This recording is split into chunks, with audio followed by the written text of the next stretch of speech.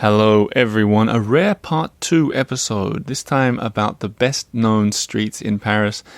Weirdly, I don't think you need to listen to part 1 to enjoy this episode, but I'd encourage it. In this part 2, you're going to hear from me, Oliver G, and my wife, Lena Norden G, who's sitting right in front of me. Hello, Lena. Hello, I am ready. I just need to add. I want to say before anything else that it's been astonishing the amount of people who've jumped in and contributed to this very unofficial Earful Tower poll. I know, it's been like a buzzing beehive. A buzzing beehive. And just to catch everybody up, I did an episode with 2 Parisians. I said, what do you think is the most well-known Parisian street? They had a few guesses. And then I said, I put it out to the people, and if over 100 people comment on the Substack post, I'll tally it all up and we'll come up with the official 1, 2, and 3, 4, and 5 best-known streets, according to Paris fans across the globe. Mm-hmm. Before we get into it, let's hear some music from Pres Maxson, which will reveal what the number 1 is. No surprises. Take it away, Pres.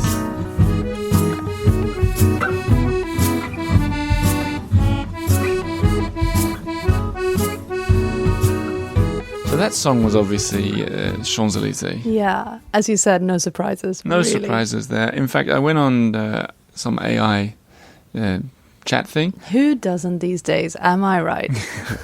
I don't know. I'll just ask AI. Sure. I asked them which was the most popular street in Paris. It said Champs-Élysées. And I said, tell me the 10 most popular streets in the world. Number 1, Champs-Élysées again. Really? Mm-hmm. In the world? What was number 2?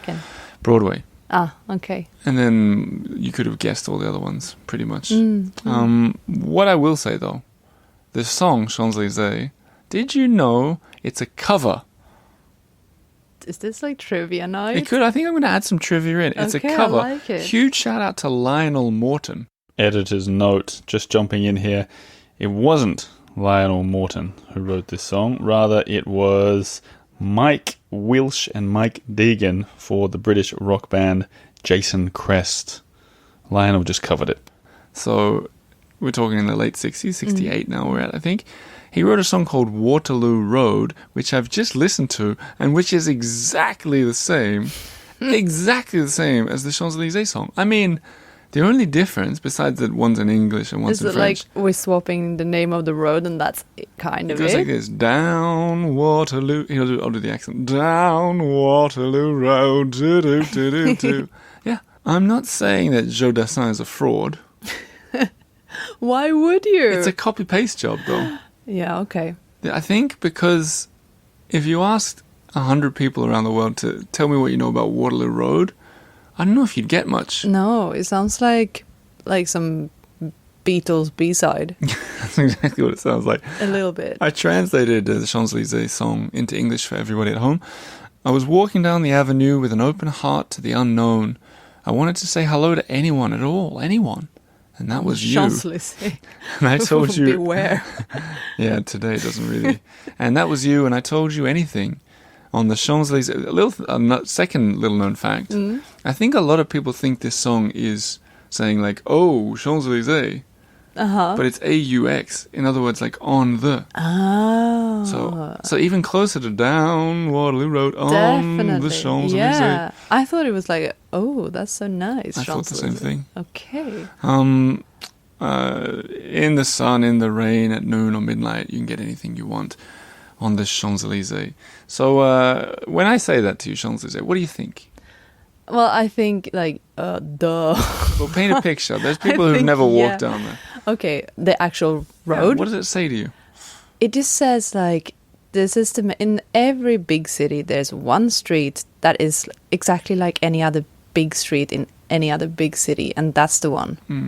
Like, you got...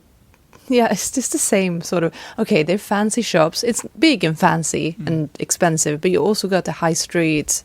And it's just not very interesting. It has no charm or character, that's my opinion.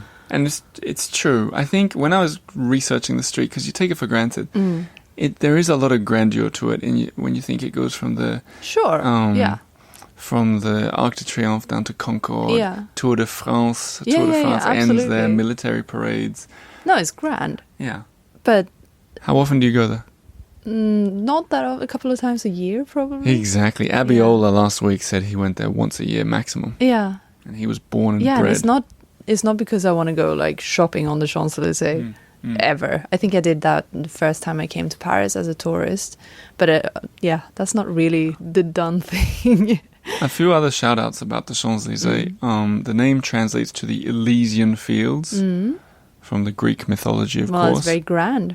The paradise for heroes and virtuous souls. Wow. I'm reading. Grand. Yeah, it reflects the grandeur and elegance Paris wanted to project. Yeah, okay. Is it Napoleon? Napoleon, but before it was Lenotre, I think, or Lavaux maybe, the architect that did all Versailles and stuff. See. Had his fingers in this too. Interesting. I think a lot of people had their hand in it. But when I asked everybody, tell me the street, the best known street in Paris, Champs-Élysées, obviously, over 100 people. Yeah. Over 100 people responded, and I think 108 people put Champs-Élysées in there. Yeah. So it gets interesting with the second and third, but I wanted to give the Champs-Élysées... Well, it's just like the obvious winner. We almost don't need to talk about it. I'll add one thing, though. Yeah. You and I did... I can't remember the episode, but we were on when we had the red scooter. And we drove, for some reason... I can't remember what the episode was. I think it was when we were featuring the 8th arrondissement the first time around, before we did the countdown season, the one that got interrupted by COVID. Yes. And we took the scooter down to the Champs-Élysées and we had... I remember. Yeah, we had lunch. We went to La Durée as well. Went to La Durée and I recorded myself ordering a macaron. Yeah. And then we went to that... And you interviewed upstairs. a man there as well.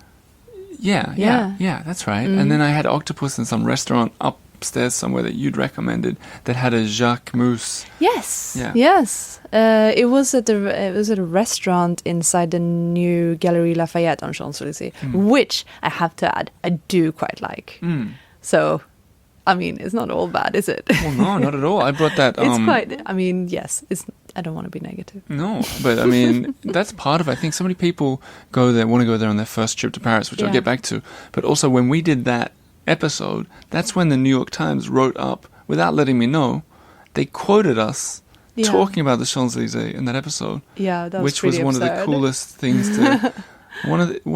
to brag a little bit. Yeah, go for it. One of the two biggest surprising things that happened with this podcast getting shout-outs was that. And it wasn't Jeopardy, but it was the guy that hosts Jeopardy. It was like the sister show to Jeopardy. The clue was I got so many messages the next morning. The clue on TV was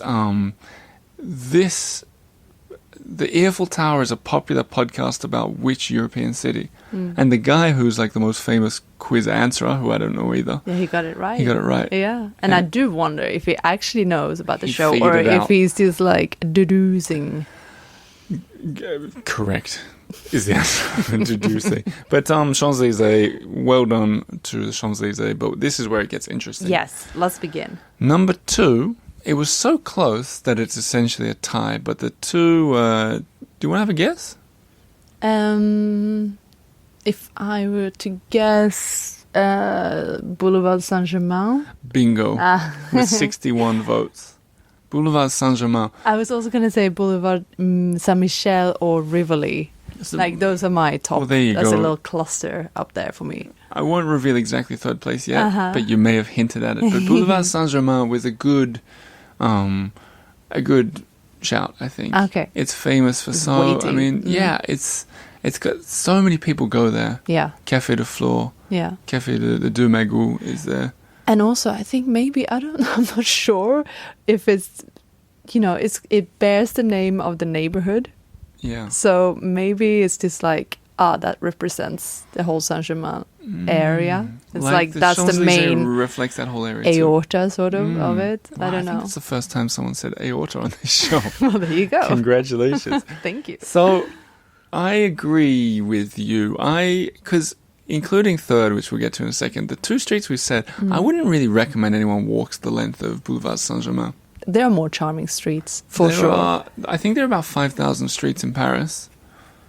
I would say thousands of them are more charming than Boulevard Saint-Germain. Yeah, well, it's one of the big... call. Road almost. No, but it's a highway. But yeah, that's the thing. Like, it's one of the main big roads. It's noisy. Yeah. There's all the big buses. Yeah. The bus number 86, ran over my sunglasses the other day. I mean, that's a point, though. Yeah, definitely. It's the same with Champs-Élysées. You don't... I said I'd flash back to my first trip to Paris. For long-time listeners of this show, my little brother Eddie, who was a young 12 at the time, him and I walked down that avenue and met a tourist bureau worker who changed our lives. That street is magic, no doubt about it. It's iconic. I should go to the Waterloo Road and see what that's all about. Yeah, I mean, These magical life-changing, places. maybe. But yeah, same with that. It's a big highway. It's cars. It's a car street. Yeah. And so is Saint-Germain. But we give it the shout-out that it deserves. Sure. Go and do the things. Claim the prize. Yep. Before we get into third place, I took notes. After I sat with Abiola and Margaux and we saw the person walking past with Rue de Rivoli, which kicked everything off, in the next 3 days in that small town in Sweden, I saw someone wearing a shirt that said Saint-Germain. There Paris. you go. The street or I don't know, probably the neighborhood. They're like, I don't care. Plus Vendôme. Wow. Very specific. Yes, Who's sure. wearing a Plus Vendôme shirt? I don't know. For new to Paris listeners, that's the ritzy square, literally, where you get the Ritz and all the jewelry shops and stuff. Yeah. That's a big call, putting that on your sweater. Another one that had Le Marais written on it. Yeah. Just Le Marais, a neighborhood in Paris. And I saw one, I think it was, it just said like Parisian or like Français or something. So it's a thing. People are loving this. Yeah. One thing I haven't seen on anyone's shirts is the third street, which you mentioned, which is Rue de Rivoli. Another aorta, another Parisian aorta. Yeah, which is like not super charming, but it's all right. I agree again. Yeah. It's a highway. At least if you were there a few years ago, it was a super highway. Now it's a super bike highway. But there are a lot of, as Margaux said on the show, architecture, brilliant. Definitely. Those arches that run along the famous places like Le Maurice Hotel, which I love. Galliani Bookshop. Galliani. Smith and I Son can't stuff. pronounce it. Who can? Exactly. Yeah. BHV, all this. There's so much going on. Tuileries off to one side as well. I mean, that in the Louvre. Not to mention Louvre. But also it's a big road street. So I feel like... I guess it makes sense. It's like, the big highway sort of. Because that's where maybe that's where you tell the taxi is like, go down the Rue Rivoli and then turn left. Hey, we did that the other day. We did actually. We had a really cool taxi ride the other day on our anniversary. It was romantic. True to the great babysitter shortage of Paris, which has been a 7-year siege now, I think. I know. They are strong. And we've had children for 4 years, so I don't know what I'm talking about. But we didn't think we'd get a babysitter. Got the babysitter, didn't know where to go. Yeah, then we just panicked. Jumped in a cab, said take us towards Rue de Rivoli. We were like, follow that car. And it was a Monday. All the restaurants are closed on Monday. I didn't even know this because with 2 small kids, we don't know anything anymore. Yeah, we were very off. So he started taking us until we saw a nice restaurant, which we'll keep, where we went, we'll keep that under wraps. But the whole evening was kind of a fun little good episode. Date night plan for anyone. We ended up on the Rue de Rivoli. Once again, long-term listeners of the show could guess where we went for a cocktail. That's no surprises. Our favourite place. Our special place. But Rue de Rivoli, the third ranking in our very unofficial, Earful ranking. But since you said that third and second place were kind of a tie, what was the fourth? Because that maybe is the real third. It's funny. That's where it gets interesting. Yeah. That's where it gets interesting. 20 people, so around 20%. Yeah. Said Rue Cler. Oh, really? Which, for the first time, is a very charming, cute Small little street. A lot of people banging on about this. Rick Steves guy loves it. Guess what, guys? We love it too. I bet Rick... Yeah, he doesn't have Monopoly. No, he doesn't have Monopoly. No. Speaking of Monopoly, I don't think Rue Claire's on it. Yeah, is it on it? Is it? I don't know. It's Rue Rivoli. But we lived... Champs-Élysées. We lived at the top of Rue Claire for 2 years. Yeah. Not on the street, but just off it. Yeah. Love that street. Walked it every day, I'd say. I got memories that'll put Rick Steves to shame. I remember walking down there with our son Otis when he was about 1 or younger. Now, way younger. On a... like a little strap-on harness on my chest. and getting early morning walks because you were asleep, and getting fresh croissants from the bakery halfway down, and looking down and seeing croissant crumbs in his little blonde hair, and thinking, this is a moment. Aww. I'm going to remember this forever. So Rue Cler, Rick Steves. Did I ever tell the story of when I met Rick Steves in Norway?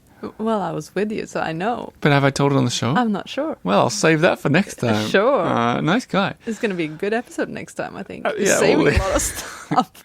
Bumped into him at the Nobel Prize, Peace Prize museum. Yeah. He came up to me. He says, "You're Oliver." No, he didn't. Opposite way. He's Opposite like, way. leave Rue Cler alone. Don't try to take it from me. After that, we got 17 votes for Boulevard Saint-Michel. Now that is what I wanted to put as second. I'd call it a Or highway. third. I don't know what's so good about that. Well, street. I only wanted... There's like one reason alone why I would put that, and that's thanks to a song.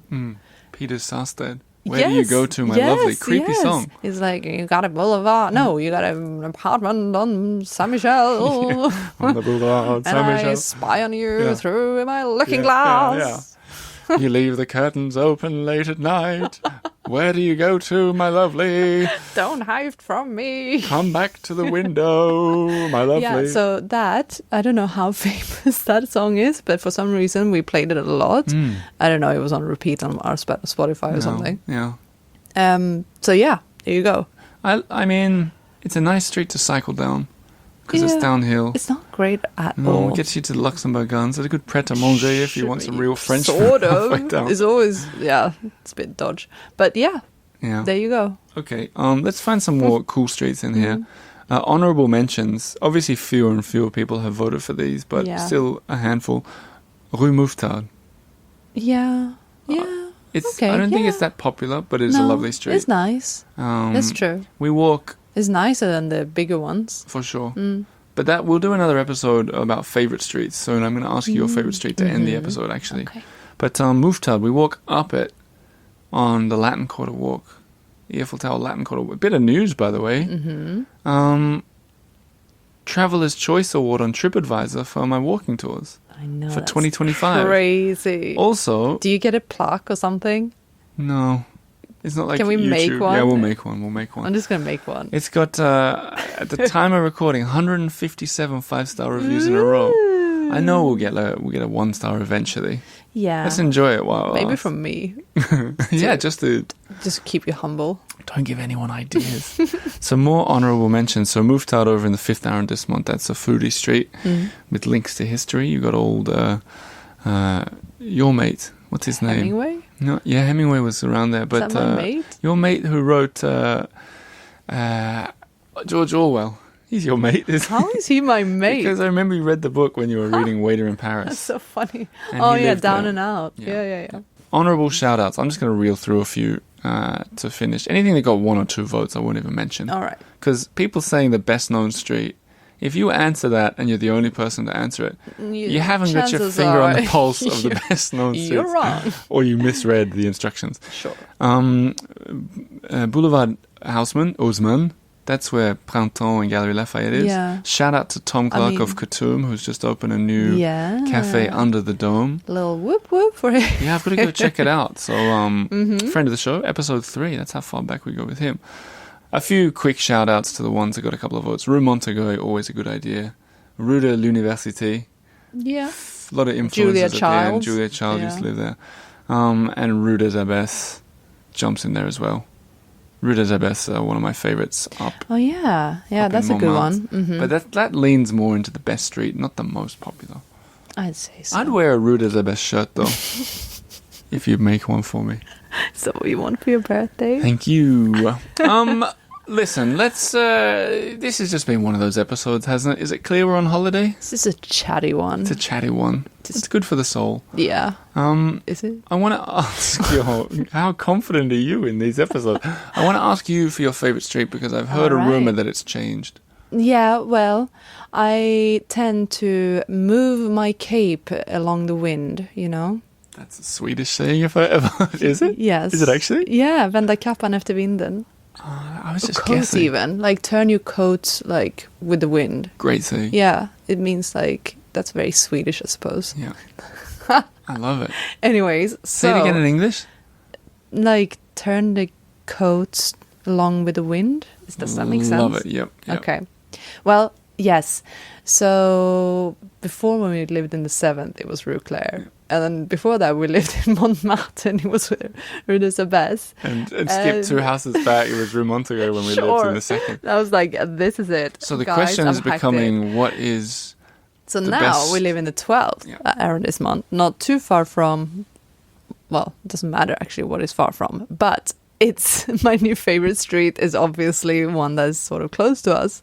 And this one, I don't think many people know about because I feel like it's not very touristy at all. Think carefully before you share this I with the know, world. I should probably not share this, but I will. If they've put up with 20 minutes of this nonsense conversation, they get the pearls. This is the prize.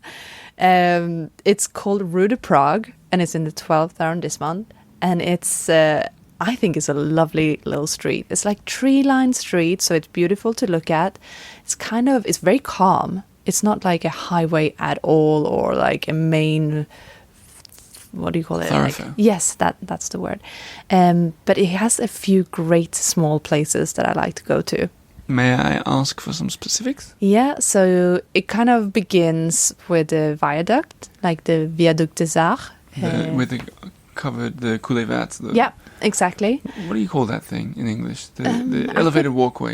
Yeah. Yeah, where you can walk through the trees, exactly. the old railway line, yep.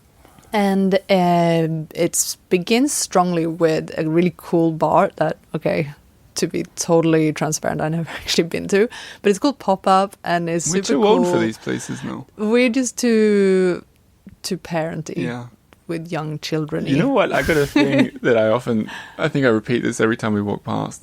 This bar looks cool, and out the front of it, they got a bathtub, like a chopped in half long ways, right? Yeah. So I don't know what you call it, exactly porcelain? It's what Holly Golightly has in Breakfast at Tiffany's. Ah, she has that? Yeah, so it might be like a cultural reference. I don't know. But also, that's not at all the vibe. Well, the funny thing is, they're trying to be very cool.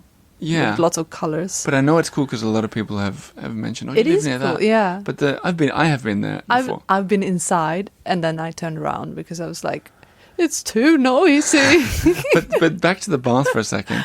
Half a bath looks like such a cool thing, and you see it and you go, this place is cool and edgy. But when you think about it, talk about edgy. It's not very comfy. It's really dumb. It's like it's like an uncomfortable, weird shaped seat for 1.5 people. Yeah, baths are not even nice to lay in, really. Yeah. Even with water. But that place is called Pop-Up. Pop-Up, yeah. Yeah. So, anyways, it starts off with Pop-Up. Cool. We'll go there probably one day. I promise. It has a lot of like cool.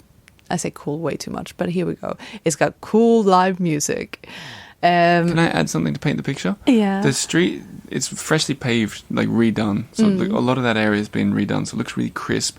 The trees down there near that bar, the trees are, they're sort of, I don't know what the name of the tree is, but they're like a white kind of cherry blossom thing. Yeah. So if you walk at the right time of the year... It might be like horse chestnut or something. And if you turn and look over your shoulder under the viaduct, you get the most beautiful view of the buildings across the road, framed by this... The white blossom trees. And the viaduct itself. Yeah. It's one of my favorite pictures in Paris. I've done a few tours of the 12th.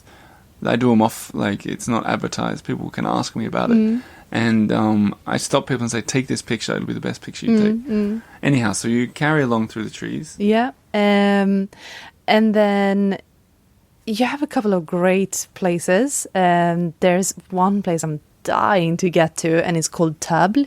And I think it's like ranked the 3rd best restaurant in the world. LA Times ranked it. And it's run by Bruno Verjus.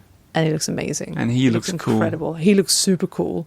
He's wearing like pleats, please. He's like, he's just... What did you say, pleats, please? Yeah, it's just like... you should just Google him. He looks amazing. Well, I saw an interview with him. Also, I've been walking with Joseph from Early Bird in the 12th. And he does their coffee, I'm pretty sure. And so he was chatting to this guy before I knew who he was. Yeah. And I didn't say anything. Lame. I know. I got to interview him. Definitely. He speaks great English. We saw an interview. Mm. Anyways, if you feel like coffee, you got a couple of choices, great choices. You have Magic Carpet Coffee. Next door, but Yeah, and it's very sweet. It's like privately owned sort of thing. And then a bit further up, you have Araku, which is part of a chain, but a small chain. And it's also super cool, delicious coffee. I think it's, yeah. And it's just great. It's like, it's not much more to it, but I love it. I love it. I think and it's a great representative of what the 12th is becoming. I think so. Yes, nicely put. Okay, I think that'll do for this episode. I'm going to gather some people's favorite streets. Now I've got 3. I'll add my own in a future episode and maybe ask the people. But favorite streets of Paris often come with a good description or a good story. You know, people say the story of how they proposed to them, blah, blah, blah. All good tips like you just gave with all those places on this happening street. So, Lena, I'm going to say thank you. Thank you. For being my guest. I'm going to say thanks to all the people who contributed on social media, following along. I'm also going to say thanks to all the members on Patreon or Substack, because without you guys, I tell you, would have given up a long time ago. I'm not kidding. I would have. This show wouldn't exist as it has existed for the past 8 years now. And then finally, a shout out to the walking tours. I've given them a few shout outs. But go to the earfultower.com/tours for all the information, and we're very quick to answer emails. So if you got questions, just send them along. On that note, if you're going to come to Paris soon, see the streets of Paris with me. That'll be a treat. If not, see them by yourself. There's 5,000. There's a lot of charming ones. Look up and remember the street signs. Yes, and tell us about them. Tell us about them. Forget those big ones. Yeah, definitely. Okay. So there you have it. Champs-Élysées, Boulevard Saint-Germain, Rue de Rivoli, and 4,997 are the ones to explore. This is the Eiffel Tower. We'll have Pres Maxson sharing some music of the Champs-Élysées, or is that Waterloo Road, to take us out. And we'll be back again next week with another episode. Bye-bye. Au revoir.